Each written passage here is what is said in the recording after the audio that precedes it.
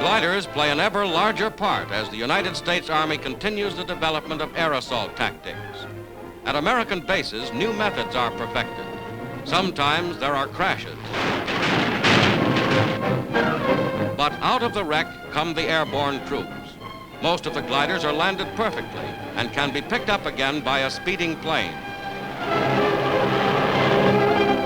A large new transport glider in a test flight with full load. A 105mm howitzer comes aboard, then a jeep, then a file of soldiers.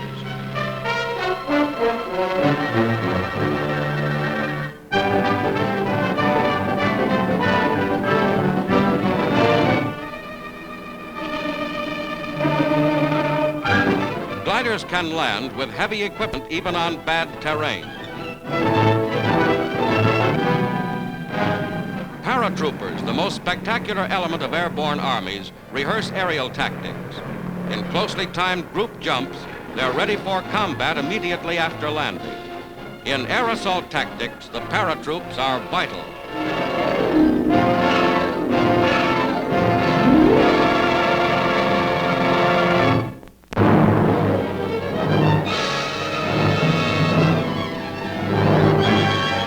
The United States Navy demonstrates its rocket guns.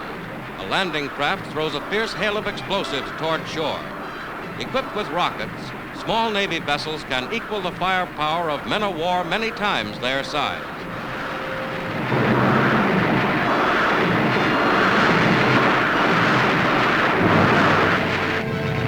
Land equipment carrying rocket launchers turns loose a barrage.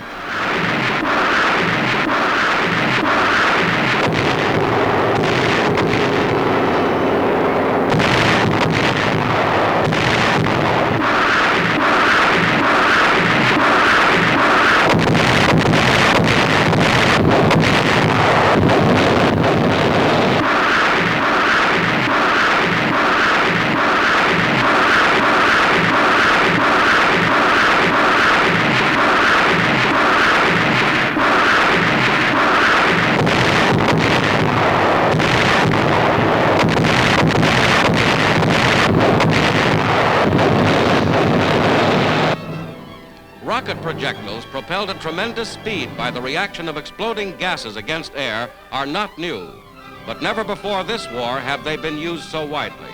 A Navy plane fitted with rocket racks is loaded up.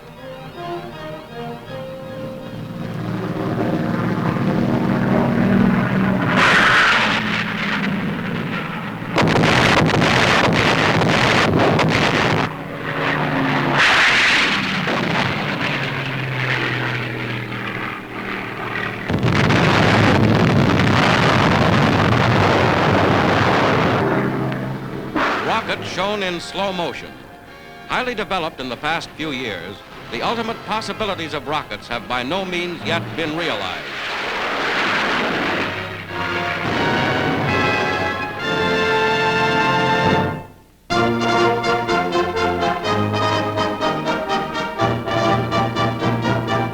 Home from China, General Joseph Stilwell takes a brief furlough at his California home before reporting to duty in a new command.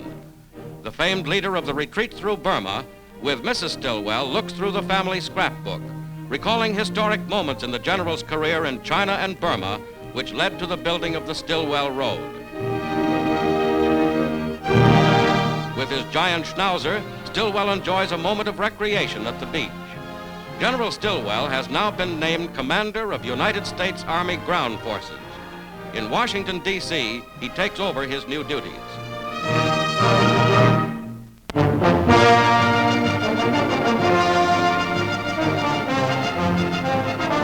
In one of 6 giant assembly plants strung across the North American continent, workers complete the building of B-29 superfortresses. The bombers, only recently sent over Japan for the first time, are already in quantity production.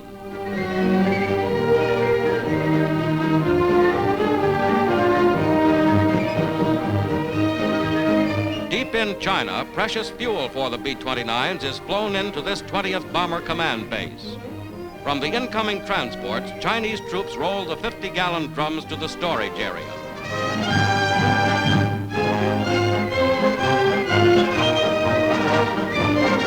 Fed into long troughs, the gas is pumped to one of the large storage tanks from which the superfortresses will feed.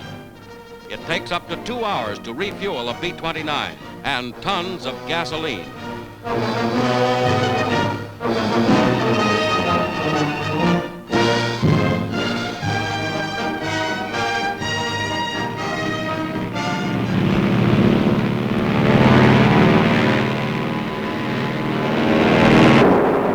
Now, over the Japanese-held Rama Bridge in the Bangkok area of Thailand, newly arrived B-29 combat crews unload bombs.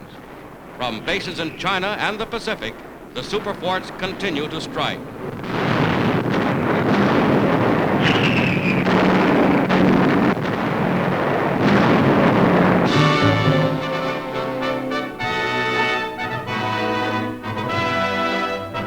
A Navy task force ranges enemy waters, striking enemy positions on the China coast, Formosa, and islands off Japan. Closing in now for heavy air blows, carrier planes make ready and take off.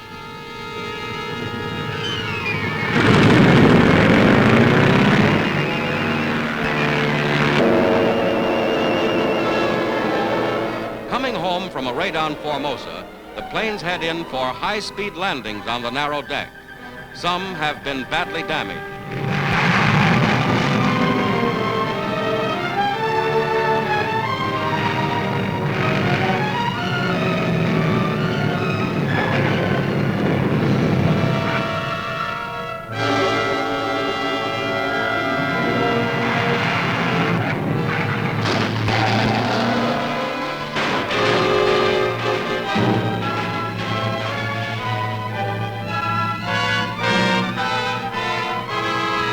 The plane hangs over the side, but medical corpsmen are able to carry away the wounded pilot for treatment. Wreckage has to be dumped overboard to clear the way for more landings, and the tense, hazardous operation goes on.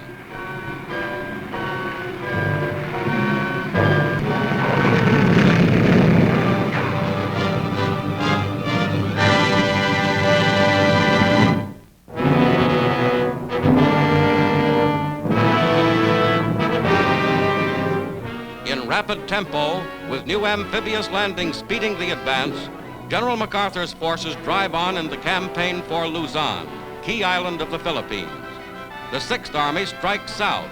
The 8th United States Army strikes from the sea.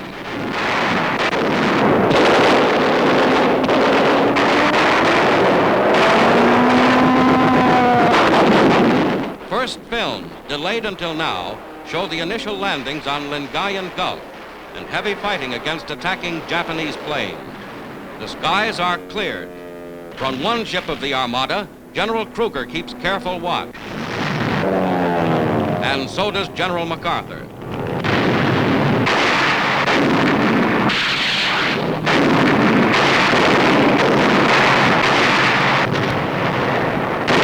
MacArthur comes ashore on one more beach. This time his goal is Manila. Important objective on the road to Tokyo. Supply come in great quantity through rough water. More and more equipment to back up the battle for Luzon.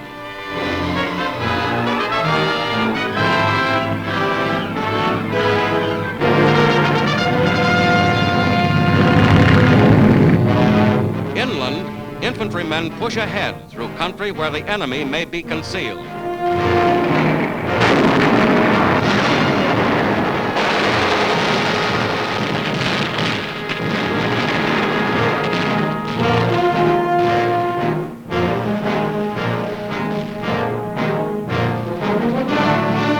Moving forward on the road to Manila, with greetings from the Filipino allies all the way.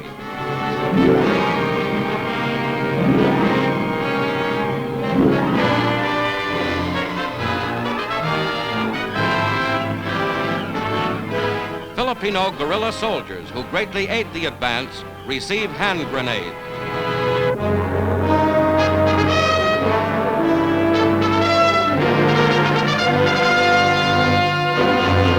a spontaneous celebration for men of the 6th Army. The campaign comes to a climax in the announcement that liberating forces have entered Manila. The first landing force, striking in Lingayen Gulf, drove rapidly toward Manila. At Subic Bay, another landing. South of the city, still another. And then on to Manila, capital of the Philippines.